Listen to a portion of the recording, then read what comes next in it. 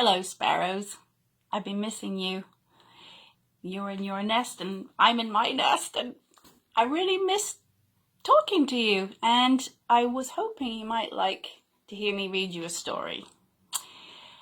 And it's very weird not having you to talk back to me, so I'm actually talking to myself. So, I've never done this before, and neither of you. So we are going to get through this together. And just like Pippi Longstocking, remember this on our wall in the nest? She said she's never done it before, so she's sure she can do it. And that's what we're going to do. We're going to figure out how to read stories online to each other. And I balanced my phone on a Scrabble board, and there's a shoebox holding it up because I don't have a holder. And I have a book. And I have my trusty cup of tea, because that's how we do it in the nest. What else do we usually have? We usually have Mr. Woolly Willy. And usually when you come in, you make a funny little mustache or eyebrows. There you are. So we're set. And what else? A little fairy wish. What do you wish today? What is your wish today? Whatever your wish today is, blow it out of the window. Because you know the wind will catch it and take it somewhere magic. And then, what about these feathers? You can blow your wishes into these feathers. Because that's what we do when we're a sparrow. So I was wondering what book, and then I was thinking, well, we had been starting to read Pippi Longstocking. Some of you know it so well that you will be, oh, not again, not Pippi Longstocking. But maybe you would like to just kind of say it out loud and read along just for fun.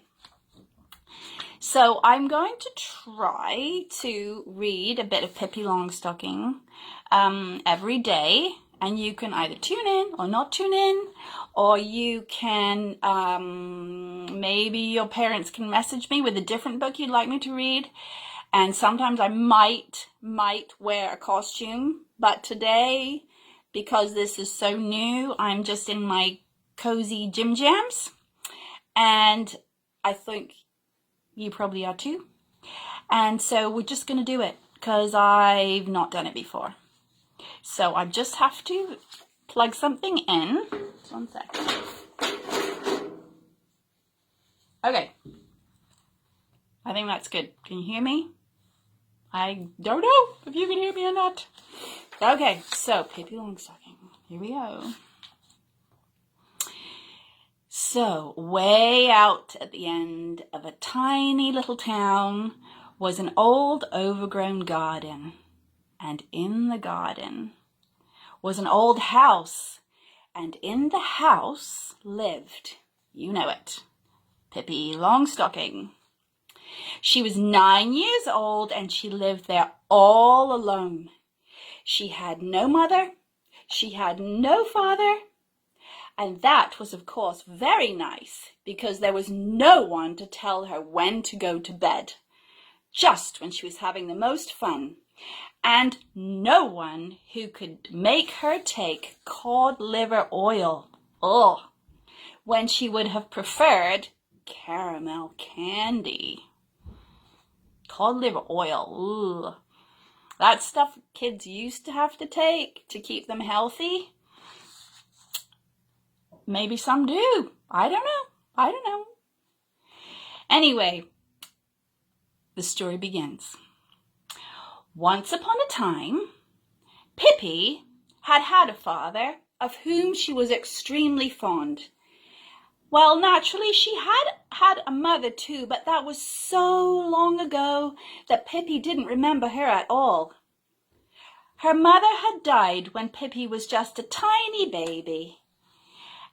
And Pippi was sure that her mother was now way up in the universe, watching her grow up through a little peephole in the sky, and Pippi often waved up at her and called, "Don't worry about me, I'll always come up top."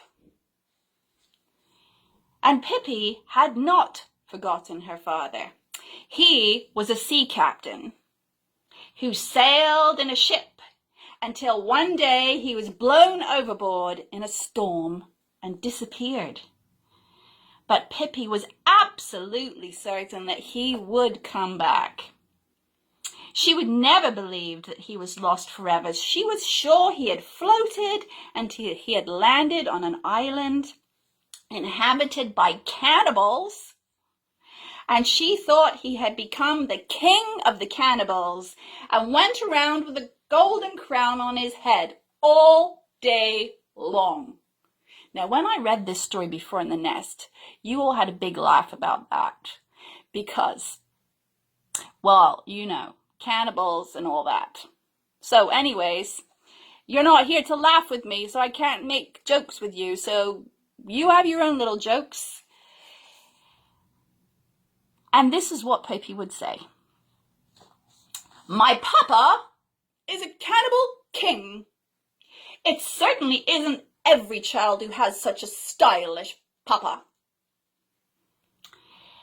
And as soon as my papa has built himself a boat, he will come and get me, and I will be a cannibal princess. Hey ho, won't that be exciting?" That's her there. Excited to be a cannibal princess. I don't know about that. Anyway, her father had bought the old house in the garden many, many years ago. He thought he would live there with Pippi when he grew old and couldn't sail the seas any longer. And then this annoying thing had to happen, and then he had to get blown in the ocean, and Pippi was waiting for him to come home. What was she going to do? She went straight home to Villa Vellicula. Now, some of you have told me I don't say that right. Villa Vellicula? Oh, no. You're not here to tell me. Okay, Villa Vellicula? Villa Vellicula. How about that? Okay, Villa Vellicula. That's where she lived. That was the name of her house. Villa Vellicula.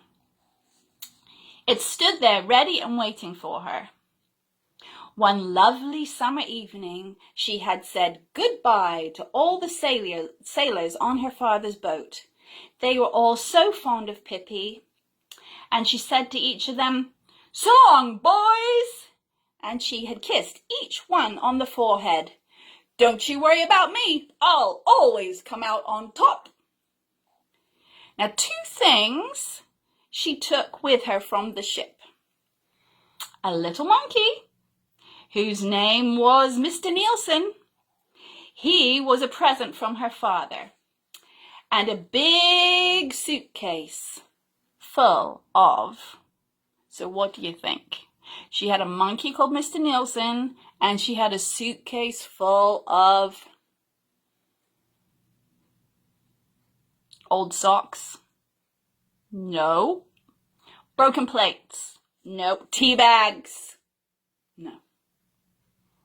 She had a suitcase full of gold pieces. Gold pieces. What are you going to buy with gold pieces? Tea bags. Socks. Nope. Gold pieces. Anyway, the sailors stood upon the deck and watched as long as they could see her. She walked straight ahead without looking back at all, with Mr. Nielsen on her shoulder and her suitcase in her hand. "A remarkable child," said one of the sailors as Pippi disappeared into the distance. And he was right. Pippi was indeed a remarkable child, just like all of you. The most remarkable thing about her was that she was so strong.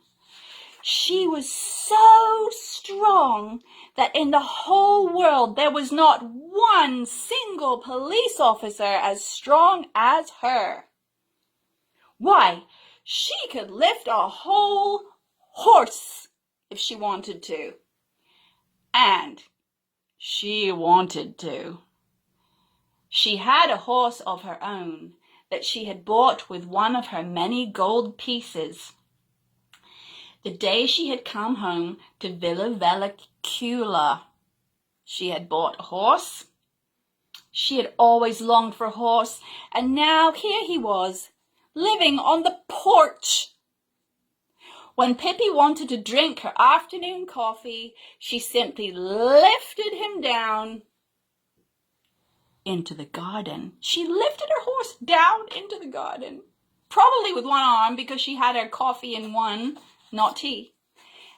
Lifted the horse. I'm quite liking the camera now. Can you see that I'm figuring out how it works? Okay, sorry, off topic. Horse in garden, strong arms.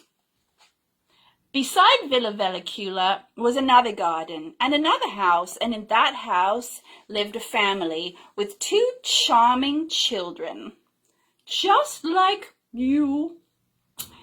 Their names were Tommy and Annika, and they would never think of biting their nails. They did everything their mother told them to do. They never fussed.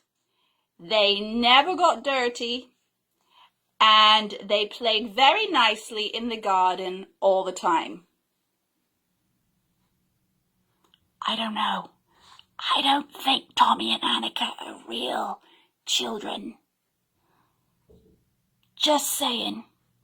Children are supposed to get dirty, and sometimes things aren't so great. But we'll just go along with the story, okay? So, I have a feeling Pippi is going to teach them a thing or two about how to have fun. Back to the story. So,